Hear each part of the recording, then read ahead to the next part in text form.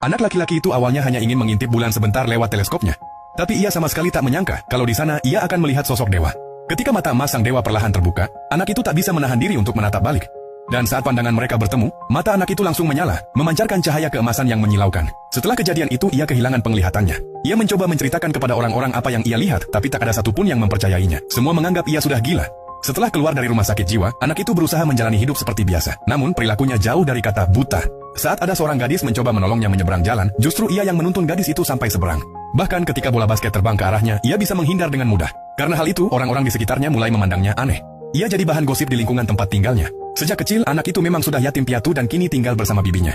Suatu hari karena ingin kembali bersekolah, pihak rumah sakit jiwa mengirimkan seorang dokter untuk memantau kondisinya.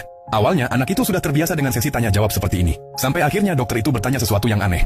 Apakah kau percaya kalau di dunia ini ada makhluk-makhluk mitos? Anak itu tak lagi berusaha membuktikan bahwa dirinya waras. Ia hanya menjawab tenang, tidak, aku tidak percaya. Bahkan ia berbohong, mengatakan bahwa penglihatannya mulai membaik.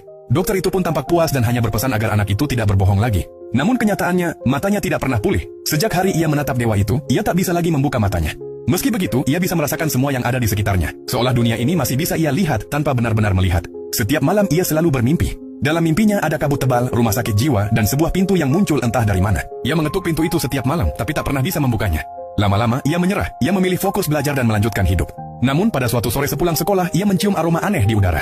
Lalu sosok misterius muncul dari kegelapan, mendekat perlahan hingga berdiri tepat di depannya. Suasana jadi kacau. Anak itu terjatuh, dan makhluk aneh itu langsung menyerang gadis yang ada di dekatnya. Refleks, anak itu berdiri dan melindungi gadis itu. Tongkatnya menahan serangan monster tersebut. Ia mencoba melarikan diri, tapi makhluk lain muncul dan mengepungnya dari segala arah. Ketakutan menguasainya. Ia hanya bisa melawan sebisanya.